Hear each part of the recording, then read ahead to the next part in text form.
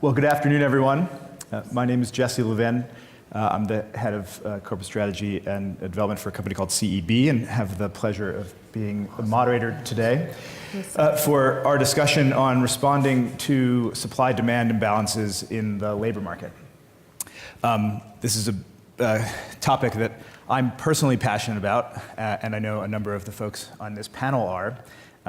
So without further ado, I'll quickly introduce our esteemed guests, and then we'll get into the conversation. To my immediate right is Diane Adams, the CHRO at McGraw-Hill Education.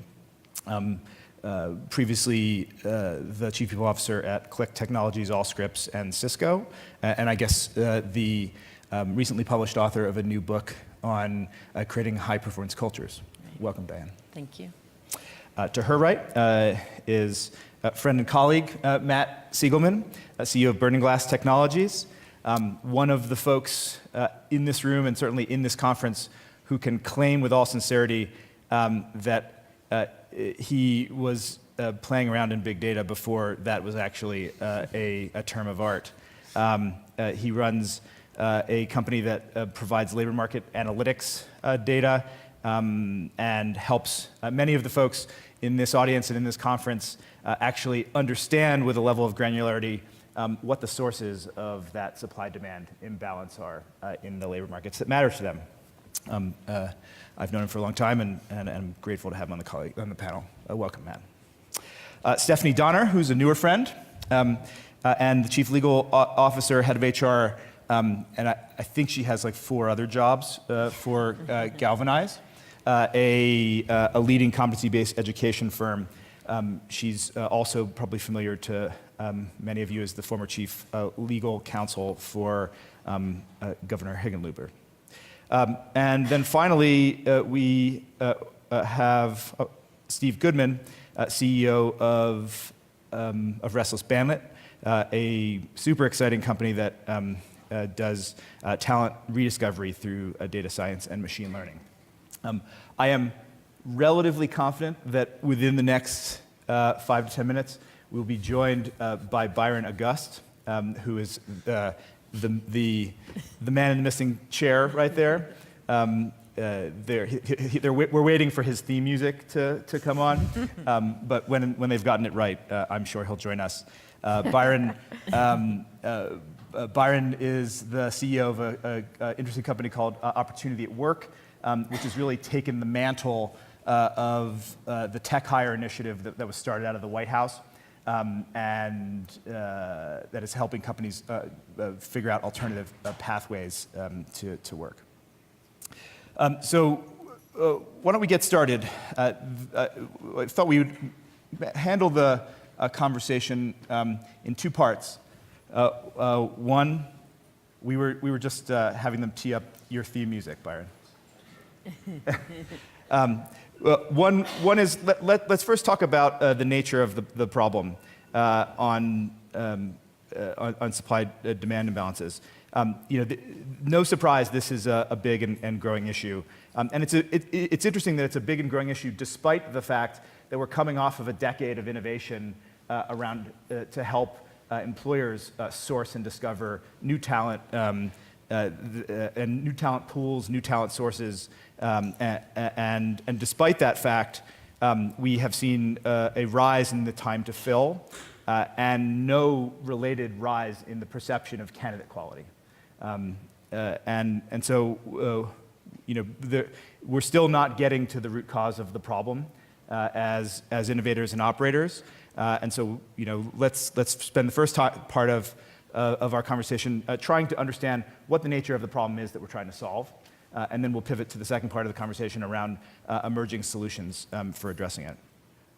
So Matt, as our resident data expert on the panel, why don't you kick us off by telling us what you're seeing in the analytics? Is this really a supply problem or a demand problem? Well, I hate to say both, but I'm going to say both. Look, what we see fundamentally is that the job market is a signal processing problem. It's not that there's a shortage of people who can fog a mirror in America. What we have is a shortage of people who have the right sets of skills. Now, at a supply level, we know that for supply to meet demand, supply needs to know where demand is. And in a lot of cases, the infrastructure for people to discover where opportunity lies and how to bridge that gap is lacking. And so we know that this is a slow ship to turn. As people finally start to read demand signals, it then takes a while for us to develop training programs and the like, degree programs and other things which can provide that supply efficiently to the market. On the other side of the equation, that same signal processing problem is driven in no small part by the fact that employers tend to approach the market or tend to approach hiring on the spot market. Right? So we wait until we have talent needs. We post up some fly paper, which is called a job posting, and we wait for some nice juicy flies to land. I don't think most candidates would like to be called nice juicy flies, but in any case, once they find, and so as a result, in some cases, they're going to find that talent.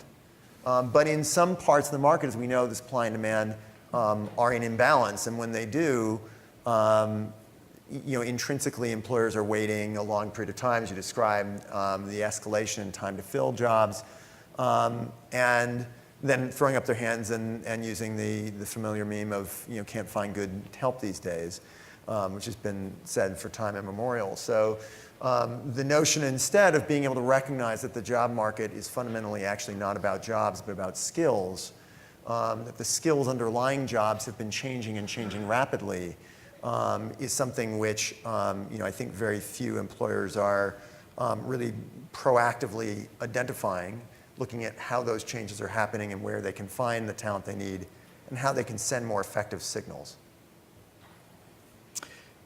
Steve, you're at the front lines of this shift from the employee finding the job to the job finding the employee.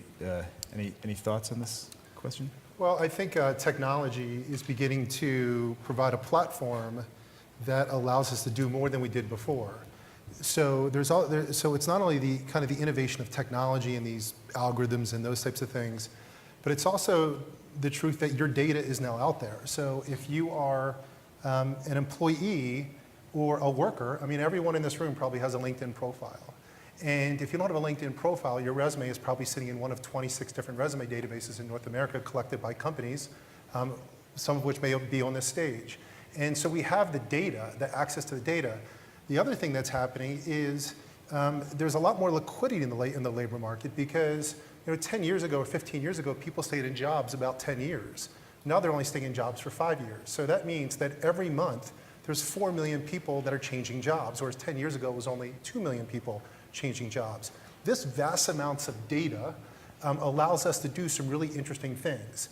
And so because we have access to that data and we have really low-cost computing power now through Amazon and other places, we can actually try to move the world from a place, and we're in the second inning of a 9-inning game, but we can try to move the world to a place where instead of you looking for jobs all over the web, Matt mentioned before, your jobs are posted all over the web, surfing for your right job and then applying to the job and hoping you get it.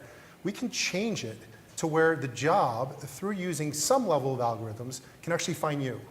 So that, because it kind of knows where you're shopping, it knows where you are, it knows the last time you changed your LinkedIn profile, it sees that you're updating things. So we're moving to a place where the job can actually be an asset that actually looks for you, as opposed to searching around constantly for a job. It is one of the fundamental paradigm shifts that's happening in talent discovery generally.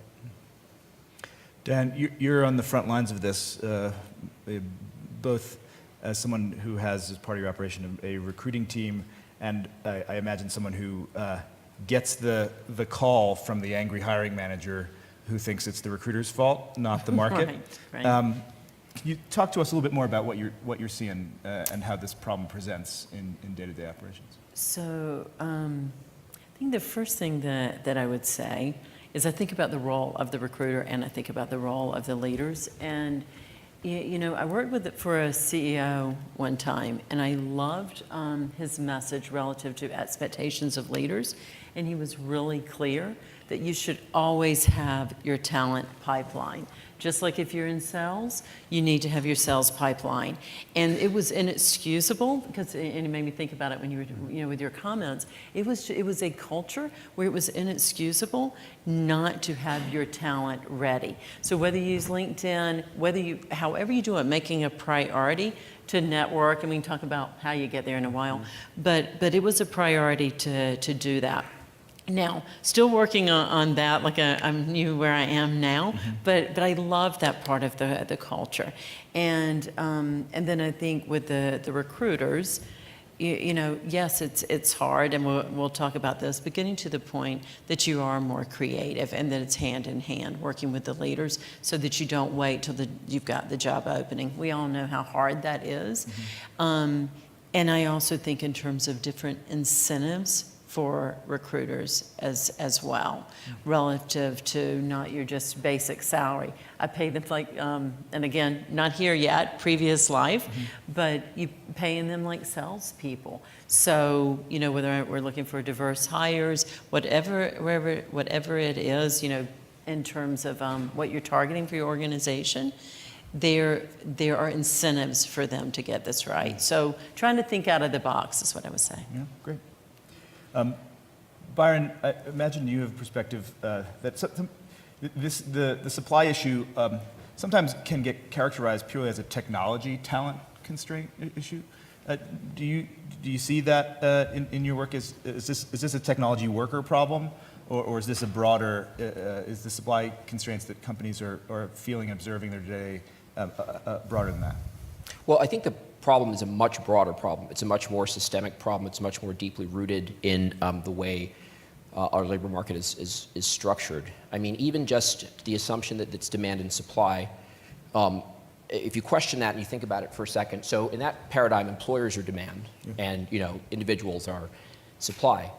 Well, it's interesting, employers don't actually pay schools for the most part, right, that develop the human capital. So it's like if Boeing, with the 60,000 fasteners it needs, for an airplane, if it just said to the fasteners makers, like, hey, we're making a plane here. Do you want to send some fasteners that have fastened planes together before, no specs? Like, oh, what are you going to pay? Oh, we don't pay you, right? So that's the demand side of this market. The supply side, right? I'm an economist. What it means, what we're saying when we say people as supply, is that if I could earn if I could be paid $50,000 a year without working, without leaving my house, without getting out of my bed, I would rather just be doing that, because the actual work I'm doing, going to work with my colleagues, creating something, that's a cost to me. It's a cost that I bear in order to get the $50,000 that I want. But of course, we know that's not true at all. We know that from our own lives, from everyone we know. We know that from all the research. Actually, having meaningful work is as much a part of an individual's demand function as housing or food or love or anything else like that they care about. So the entire demand-supply paradigm is deeply flawed to start. But if we try to look at this within a demand-supply paradigm, skills gap, yes, that's right. They're not all the skills that we need in tech, in other fields too. But what is the cause and what is the effect? So it's often thought or assumed that the cause of this mismatch is that there's not enough skills. But if you think about the labor market not as a curriculum or a program, but think about it as a market, it's pretty easy to see that the cause of it is that the demand signals are all wrong.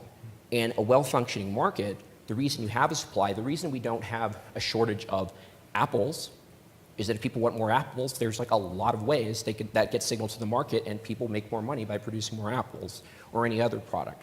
But here, if we try to signal demand for a skill set by issuing, say, a job description, that job description describes what someone has to have done the last 10 or 20 years of their lives.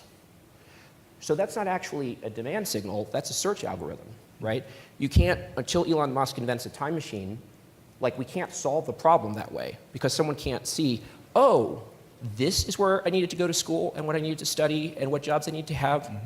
Do-over. There's no do-overs. So this is the problem. And so this problem can only start being solved when we recognize that while it is absolutely true that employers want skills and that they're missing a bunch of skills they need, they act like they want 3 other things more. They act like they want academic pedigree more than skills. They act like they want a specific work history and pattern of jobs more than skills. And third, they act like they want you to be recommended by someone they know and trust in their company. It's only once you run that gamut that then you're in the room and your skills are evaluated. So who gets in the room is a major problem. It's a major problem because there's a lot of people who could do those jobs today that can't get in the room. But secondly, if those people can't get in the room, then why would the people that have the aptitude but not the skills, why would they invest, right, their time to get to that skill level, and why would they think that would pay off for them? And then everybody here is doing something really interesting, and I'm glad to be on this panel, and I want to learn from it. But everything we all the things we say that we think we know are absolutely corrupted by this market fact. We say training programs don't work. Ask yourself how many of the people in those training programs were actually considered by an employer at all. So they don't work to get you a job, but is it because they don't give you the skills or what? Like the data, incredibly valuable, and I love your idea. But the data in the labor market is a market where it's being screened by these three things before you get to skills. So it's not really, it's more noise, not signal for skills. So these are the issues. It's great point that you raise. That there are, in addition to some of the things that we'll run to because they're easy to touch and feel, there are some huge structural bias issues that the individual actors carry around that sustain this problem. Stephanie, Galvanize is in the business of helping companies change hearts and minds around alternative paths to education. Can you talk a little bit about what the catalysts are that motivate employers to sit down and talk to Galvanize about building a program and addressing supply constraints? I think Byron hit on it. This is a barrier that Galvanize had to overcome even before I joined the company, which is, why don't you take one of our students, hire them, and see what the result is? Because we worked with a company, a very large company, years ago that had a list of top 10 employers. So they said, we desperately need software engineers, web developers, but only from these 10 schools. The problem is those graduates from those 10 schools wanted the job 6 rungs above what they needed to hire for because they had a computer science degree from a 4-year university and were far better skilled. So what we said to these employers is, and we've never charged for any sort of recruiting from an employer, take one of our students and see what you get. And that's developed a pipeline with that particular employer because they were really satisfied. But again, there was a bias to overcome that a competency set that you could very tangibly evaluate, that's not a resume, but it's a list of actual hardcore skills, and a project that demonstrates the ability to execute on those skills was equally as valuable for a character's certain job. Not all of them, and I think that's a struggle that the marketplace has, and that individual job seekers will have as well. Diane, what's the primary source of the barrier to changing mindset? Is it the HR organization, or is it the line managers themselves? So I would say it's the leaders, but make no mistake, you have to change both, right? So I think traditional HR organizations, you've got to go through the change management process, think differently, as well as the leaders. And how do you do that? You know, I'm thinking, you know, how do you go out and look at different sources or think differently that they don't have to fit a certain criteria? And I was really fortunate a while ago in my career, so with Cisco Systems, you know, you can imagine you were hiring 100 people a week, so it kind of forced you, you got to think differently about this. So your recruiters had to, as well as the leaders, and I just make the comment, and I still use it today, years later, is we first, believe it or not, you did define skills, but we did look for culture matches first. And it really has, I would tell you, it served me well through the years. You know, I think it behaviors, and I think about transferable skills. So when you emphasize this with your leaders, they started to become much more open to thinking differently. And I would just say on my own teams, some of the best leaders I've ever had absolutely, so for example, no background in HR. But I knew whatever skill I was looking for, they'd done it in a different organization. Let's say they were in sales, marketing, whatever it was. And they'd come into the organization, they were the right cultural match, and they had those transferable skills, so. We talked a little bit about the job description and whether that actually is helpful or harmful in this equation. Has the job description changed with the times, and does it need to? They, in some ways they have, not always for the better, and they absolutely need to. And I think that connects to very much to the point that Byron was making before. Byron had the really well put point of the fact that employers are often replacing a demand signal with a search algorithm. I think it's a powerful point. I generally believe that employers, like any actors in an economy, are rational actors. And so when you see them engaging in what seems to be irrational conduct, you have to ask why. I think a lot of what this is really comes back to the fact that, as Byron was saying before, this is a defective market. And it's a defective market because we can't really see it. It's hard to plan my need for fasteners if I don't actually have a view into what I'm going to need down the road, if I don't have a view into who supplies them, how they get made and the like. And so all I can do then is go and have to build a 787 tomorrow, I better get some fasteners. Which is certainly not how you'd want to procure any commodity. It's not how companies do procure any commodity except their talent. And it's not a plane you would fly on. That's right. And so not an airworthy ship. So when you look at, so why is this happening?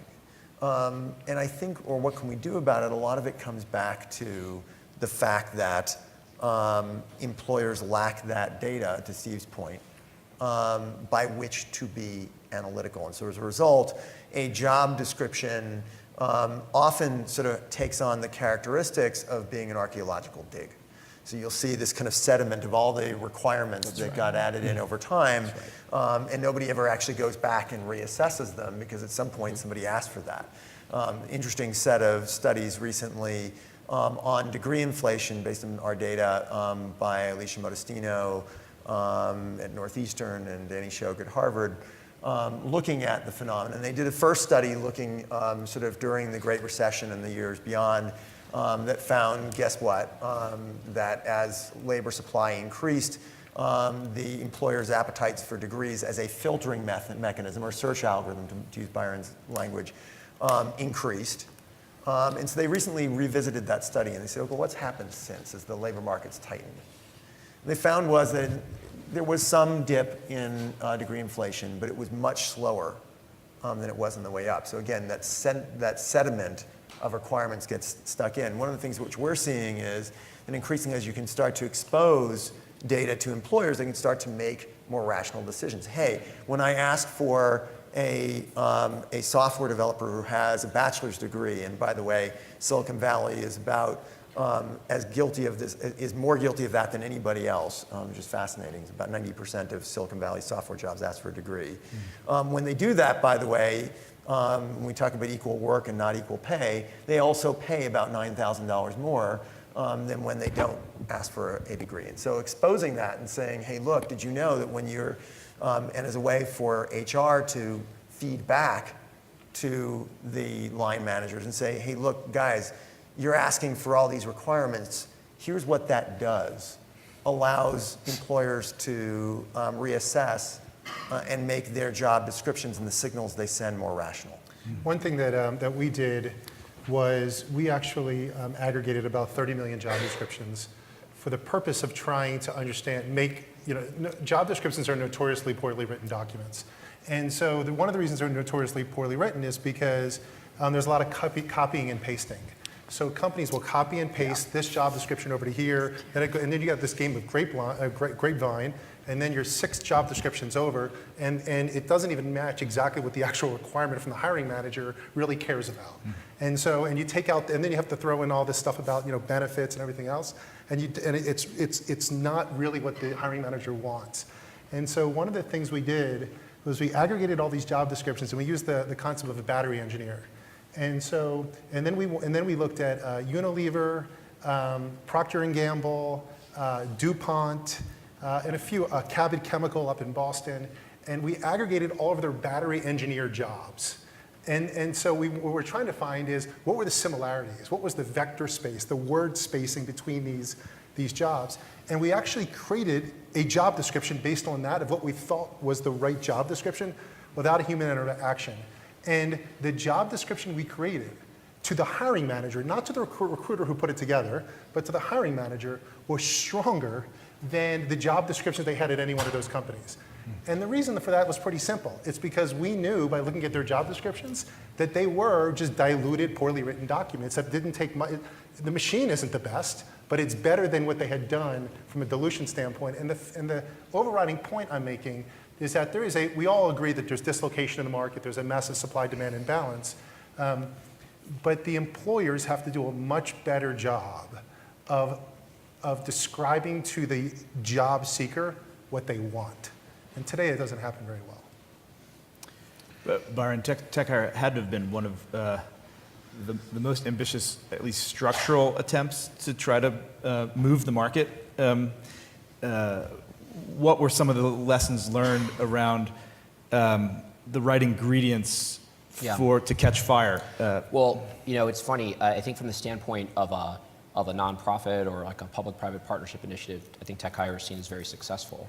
I mean, from the standpoint of making a dent in an $8.5 trillion labor market in which probably 80 million people are stuck and unable to really translate their skills and their energy into sort of forward motion, I think, we're not even halfway through the first inning on it. But I think the way we're approaching it, so Opportunity at Work has set, in the context of this TechHire initiative and what comes beyond it, to have in the next decade, 1 million Americans, overlooked talent, to be able to really kind of realize their potential. And we're thinking about a $20,000 income boost in the trajectory shift for people who otherwise wouldn't have been able to do it. Tech's a great, so TechHire, we're starting with tech because, not tech industry by the way, tech jobs, which are in every industry, in every county in America, because they're relatively high paid, they're relatively well defined, they have cultural cachet, which actually turns out to be important to start. And so it's really very clarifying to set a goal. So 1 million people. So in the end, you can have a lot of theories, but your theories better have something to do with how people get jobs, right? And there's roughly 3 ways people get jobs. One, through effectively their pedigree. That could be academic pedigree, it could be work pedigree, the companies they worked for, et cetera.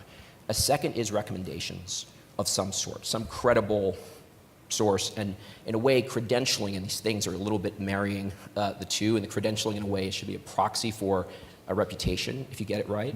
And then the third way is some way they get a chance to show what they can do.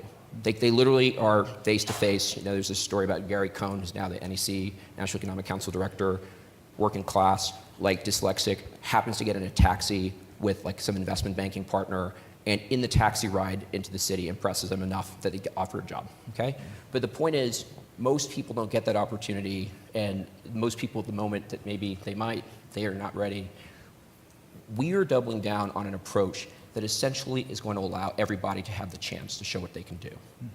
If you can do the job, you can get the job. Show what you can do, and the jobs will look for you, which we should talk, because I think that's really critical. So what we're doing is creating. The aggregation matters a lot because employers are not doing it right, in my opinion, but not because they're stupid and not because they're sinister, but because they're siloed. It actually is fairly rational for an employer not to try to build an entire infrastructure for the labor market in order to hire more inclusively, right? They take what they get and they're doing it. So we're building a utility, effectively, right, an inclusive hiring marketplace that essentially will allow people, the false negatives who bounce off the applicant tracking system, who can do the job and never get a chance, to show what they can do. Since you're applying for 300 jobs, we can spend 10 times as much money assessing your skills once, right, then still be 30 times more efficient. Yeah. So they're in the pool, they can do it. But really critically, we have volunteers who are actually the people who would hire you for a job, the hiring managers, who their companies are participating. We have 1,400 participating companies. They are actually volunteering and they're doing the mock interview. 30 minutes, 20 minutes of interview, assessment, 10 minutes of feedback.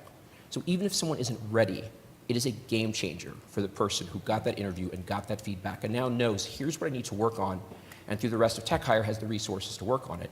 But for those who get through, and by the way, they get through not because I'm judging that they are the best my company can do at this moment in time for this particular job. I don't have to do that. I say, oh no, if I had just this person or no one, this person could do the job. And now they're in the pool. So now you've got hundreds of companies now looking to hire you. And that's how you get through. And so far, companies have been very satisfied. GE Digital, for example, coming to Rhode Island, where we're working, super skeptical to start with. They've ended up hiring a third of their iOS developers through this TechHire. So it can work, and particularly with this, the volunteers, it can scale. And we've been able to essentially bring employers together, aggregate into this utility very cheaply, to do the assessments and validation very cheaply, and then have someone show what they can do. In the end, the employer decides, but that's fine. Like, employers are perfectly fine. We just want to get them into the room to have that last opportunity. That's great. I'm glad you mentioned interviewing. One of the bias issues that exist is the interview. And I think there's been a kind of active debate going on whether interviews are bad or good, and whether they'll exist or be replaced by algorithms. What perspectives do folks have on that question? Steve? We wrestle with this question all the time. And so, and there are phenomenal video interviewing platforms out there now that stick on top of your ATS and do a wonderful job of getting you face-to-face with a person. The question is that discriminating or not? And so I don't have the answer to that. But what I do think is that I don't believe, or we don't believe, that algorithms themselves can determine who you should hire. They can determine who you should interview. And they can create a short list of people that you should consider. But the hiring process is much more about what we're doing right now, right? So there is something to, can I work shoulder to shoulder with that person? Can I body language and eye contact and voice intonation, and do they fit culturally? I don't know that an algorithm can get there. At least I don't believe that, and I run an algorithm company. We will get there. We're not there today.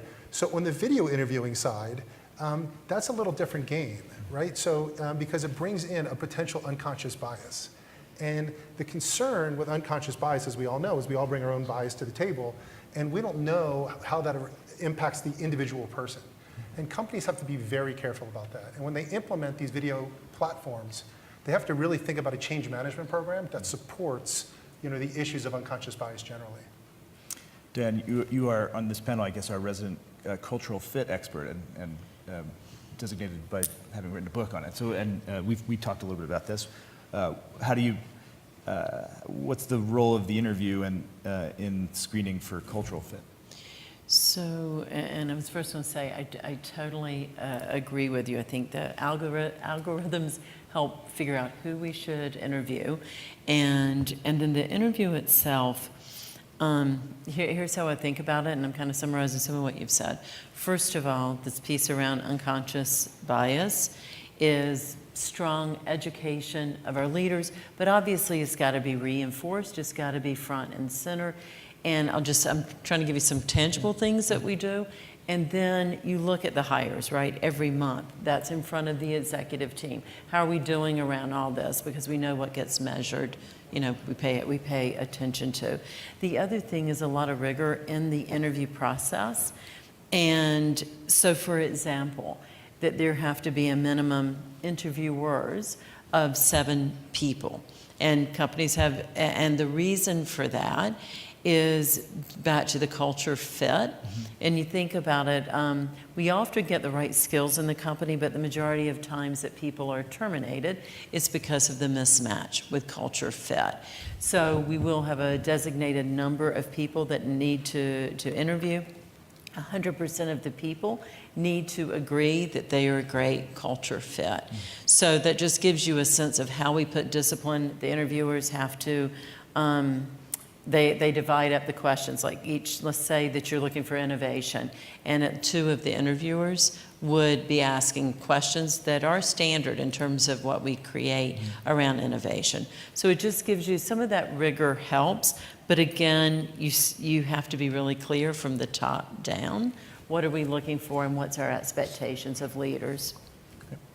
Other thoughts? I was just gonna say that we've done all sorts of, not scientific, but we see some of our challenges on gender with like web development candidates. And so one of the philosophies at Galvanize is that you graduate with a capstone project. So hope being that when you can identify in your interview, which we don't seem to be going away, that you actually have the skills to, I developed Facebook, or not really, but that helps get over some of the biases that may exist or that may come, and helps actually push through in those interviews to greater success in hiring. Yeah, I mean, it's a very large topic, right? How that all works, and I think so. I was at McKinsey 20 years, and I did a lot of recruiting. I did partner evaluations and partner elections and a bunch of people stuff, and I led for a while the Black Client Service Staff Initiative. And I'll say that there is a few things. Getting it right has a lot to do, I think, with champions. I mean, I think, and not just champions at a high level, but like in the room. Mm-hmm. And so I'm not entirely sure I'd want to give 7 people, each one of them a veto over whether someone's a cultural fit. I'd rather have somebody who is both really deeply familiar with your culture and also has like cultural fluency, right? Like with sort of a broader set of people, and have that person be more the kind of like, in a way, the decider on that, rather than give everyone a veto. So that's just one minor point, just to illustrate how complex it can actually be. Well, that's right. And there's always, there's always the debate around that. And we won't go through it right now. But you're right, always. But I think it was very thoughtful the way you laid it out. I do think projects, demonstration, I think the more you can have the decision based around, like, here is something that someone did, here's what they did, so, because that's unfakeable, right, in a way. So it's kind of like we say a lot to the companies, it's like, you want to know if someone can code, do you want to see their resume or do you want to see their code? Do you want to see their project? And if they can explain it well and explain their process of getting through, it's the most powerful thing.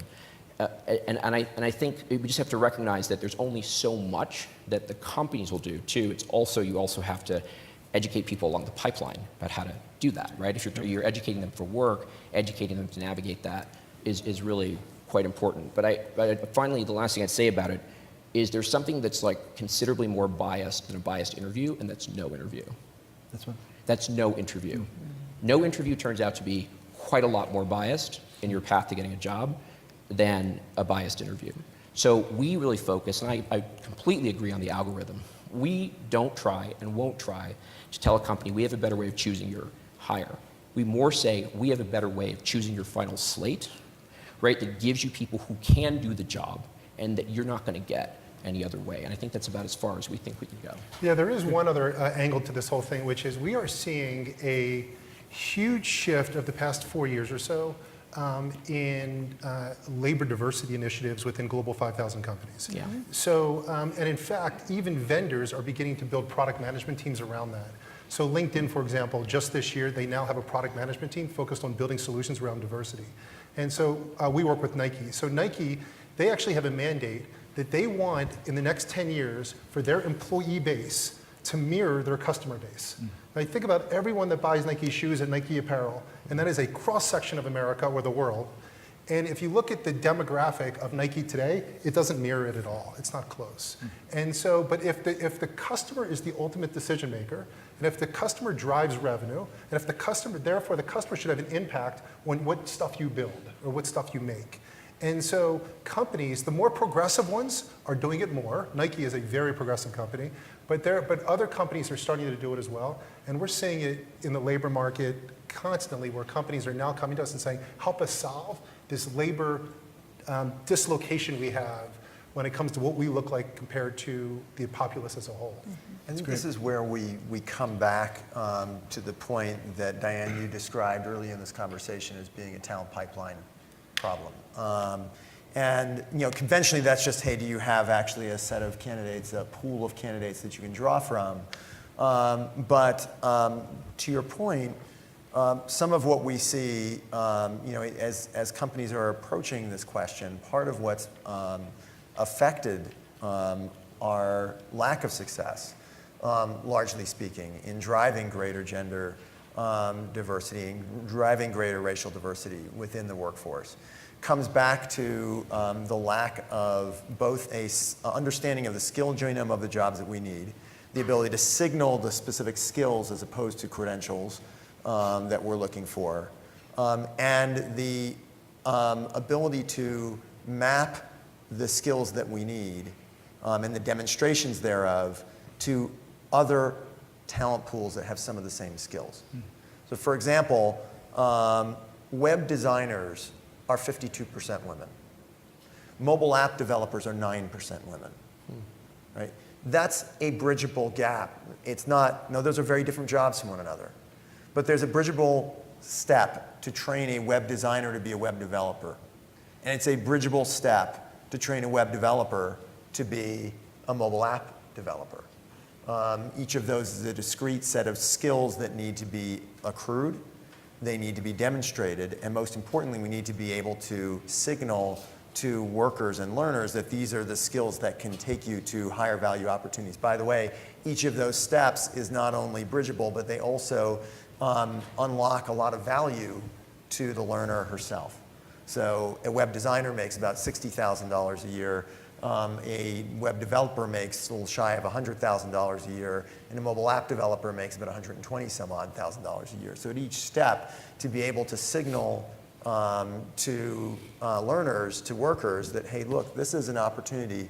This is specifically what you need to learn, and this is what you need to demonstrate, I think unlocks a huge opportunity to increase the diversity of the workforce. I would add one point. I think we've touched on beliefs, which is an important part of the equation. We've touched on process. We've touched on data. We have not talked about outcomes.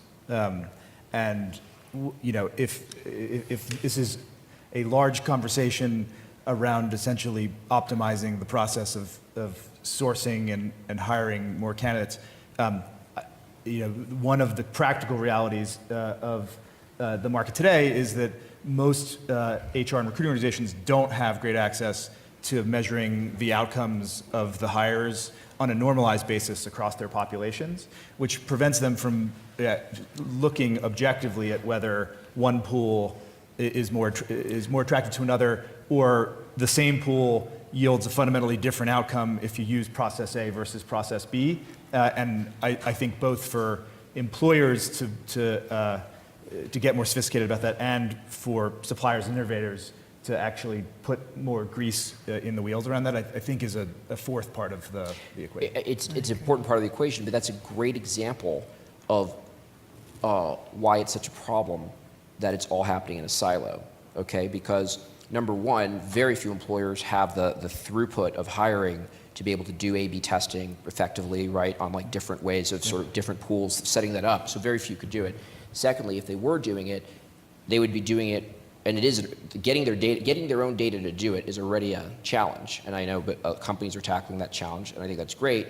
But if you do that just in your own data, remember your own data is formed by your bias, right? So your data set is of people who were hired by this process, and so to then train your AI, if you will, right, on that data set, you're not going to discover that like people that you haven't been considering are actually mapping to the successes within your company, particularly since the culture of hiring is often correlated with the culture of being, right, in a company. So I think that's certainly going to reinforce bias. Now, if you had a data utility, if you had like, so we're building, right, so this marketplace.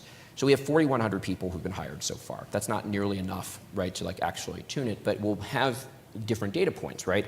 Who like passed the technical evaluation, who passed the mock interview, who was actually considered, who was hired, and who was retained after a while. And we'll have it all, but across this thing, in a market with much more signal than noise, unlike the jungle out there right now, which is way more noise than signal, because it's a self-fulfilling prophecy, right? It's like, oh, I want to see if this community college like prepares people for work. Well, guess what? Like the employers aren't going to the community college to hire; they're going to the elite colleges. So, surprise.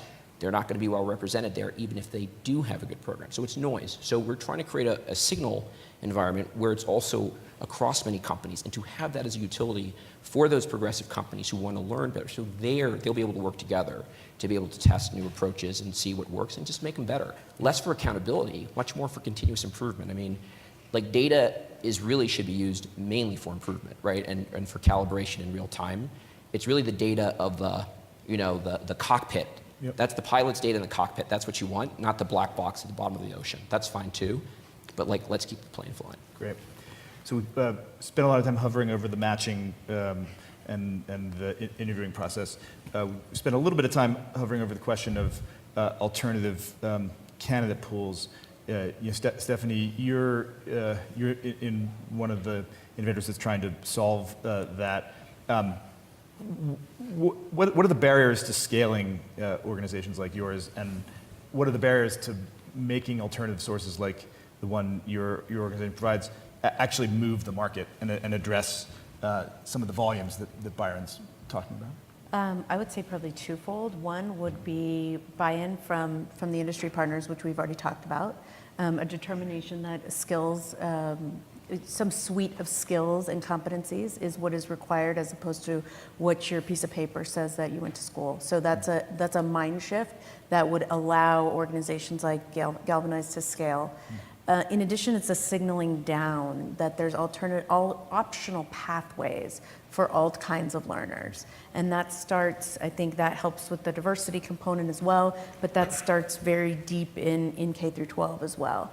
And giving folks these tangible skills that they know that they can then go on to multiple different pathways and be effective in the marketplace, in the workplace, in a variety of different ways. And that's something that we are working hard on at Galvanize and is a personal passion, because I don't believe that there's that signaling going on and the access to those skills. Great. Well, I see we now have a yellow light, so I'm going to start to bring us home here. Maybe in closing, I'll ask a question of the panel, which is if we could go down the line, starting with Byron. If you had one actionable recommendation for the folks in the audience, maybe both through the lens, one through the employer lens, one through the supplier or innovator lens, what can folks walk out of here and do differently? So I think employers really need, we need sort of a USA talent co-op almost for employers to basically pool their knowledge and to help make this inclusive hiring marketplace work, to make it something that can work for them. And I think Opportunity at Work is sort of putting that together. But I think it's really, the utility matters. And then employers can do amazing things on top of it. Tech solves problems in layers. Bureaucracy solves them in silos. We need a layer that is one that's sort of well-tuned for the general needs of employers for skills, and that then employers could do their own special sauce on top of it. So I think really being part of that and committing to it is what, and including the commitment to consider interview to hire, apprentice to hire, and hire from the resulting pool. That's critical. I think for individuals, I would say for the people in this room, I think if anyone who reflects on their own career or how they got to where they are, nobody gets there without help, right? Everybody who's gotten sort of anywhere has accomplished something they want, has gotten help along the way, has gotten a little nudge and advice, you talk too much in the interview, talk a little less, next interview, they nail it, seriously. And it's a little thing. And we all have a bias, right? To sort of it's a narcissistic bias of sort of people who are doing things like we do, we tend to think are doing good things in a good way.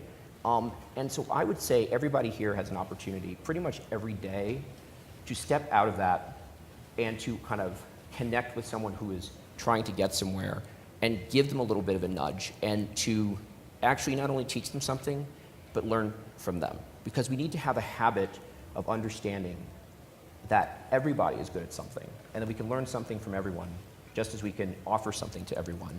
And I think to really change where we're going, we need that culture to change, and not just the culture of a single company, but the culture really of our workplace and our society. So I think that's what people in the room can do. Well said, and unfortunately, you're going to make the rest of us sound much less interesting. But Steve, I have to go after that. So I think that employers, I'm talking about global employers generally speaking, have been drinking the Kool-Aid of what Monster and Career Builder in all good in the 90s and early 2000s built. And what they built were these job boards, and you posted a job. And then all these people started applying to jobs. And we got into this concept of spray and pray, where you would spray your resume all over the place, it'd fall into a black hole. And so now these employers are inundated with all this paper, and they're having a hard time finding a signal in the noise. And the truth is that your data is now out there on you, like I mentioned before, your LinkedIn profile. And your data is out there on you or your employees. Is out there, and your employees' resumes are sitting in Microsoft's database, they're sitting in Amazon's database, they're sitting in Coca-Cola's database. It's everywhere. So when an employer used to spend all this money to get John Smith to apply to the job, and they thought that they got John Smith's resume, that's great, I can reach out to him. The truth is that John Smith isn't your data because he's sitting in 17 other resume databases. And so the shift is beginning to occur for employers to think not as John Smith as the most valuable piece of data, but what my brand is, and what can I offer to John Smith? Because people have way more opportunity now than they ever did before, because we can work from home, we can work from the train, we can work remotely, all those things, people aren't working at jobs as long anymore.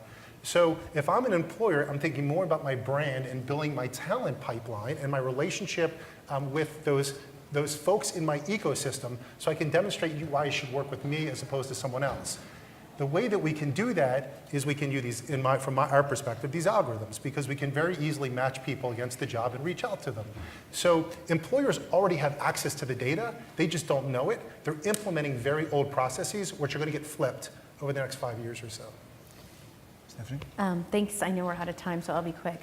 Something that I worked on when I was with Governor Hickenlooper and certainly now at Galvanize, which is aligned, is something Byron touched on, which is making learning part of working and learning from others. And so the apprenticeship model, both in the high school form with working along industry and having access to training, and the post-high school apprenticeships that I know, like the Apprenti program in Washington State, I think are great examples of learning and working and breaking down this concept of you learn and then you work and then you learn, and making it happen together. It's also incredibly fulfilling. I know for myself, every summer when I have interns, I take legal interns or whomever it is, I learn so much from them. And so I do think that it's the shifting a mindset of this, of blending the two together.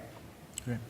Matt? We've talked a lot about the signal processing problem in the job market today. And the word signal is, if you were to do a word diagram, I think the word signal would pop to the top here. One of the things is I would encourage us all to think about is the issue of signal lag. So even if we develop more effective mechanism for signaling what we need, signals are inherently a lagging indicator in the market. It takes a while for people to read them. It takes a while for people to train to them to the extent that the right skills aren't already present in the market. And so as we think about how we address it, there's really essentially one of two ways that you get at that. Either you need to figure out how you signal, not for what you just need today, but what you need in the future, or you need to figure out how do you signal, how do you shorten the gap between how people rise to meet that signal. And I think both of those are worth unpacking. In terms of future demand, one of the things we're increasingly able to do now is provide ways for companies to identify what are the skills, not just that they need today, but which will be disruptive to their business in the future, which they're going to need down the road so that they can begin to plan for those and build a talent pipeline. And similarly, in terms of one of the things that's so important about models like Galvanize, like TechHire, is that they are essentially shortening the path for people to acquire the skills into much more efficient and better titrated bundles. Diane, Great. bring us home. I'll bring you home. So I'd say two things.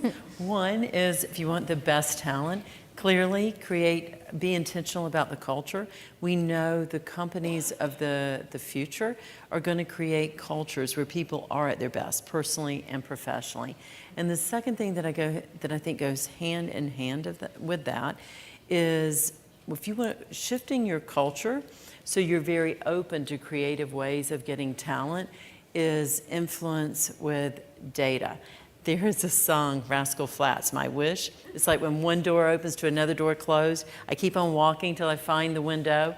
That is my theme song around how to influence. It totally is. Like when I hit a roadblock, I go back to the data, and it's just, you know what, they are hammered with it till you get to the point you've got to look, you know, like at your organizations. We need help, and we got to be open-minded.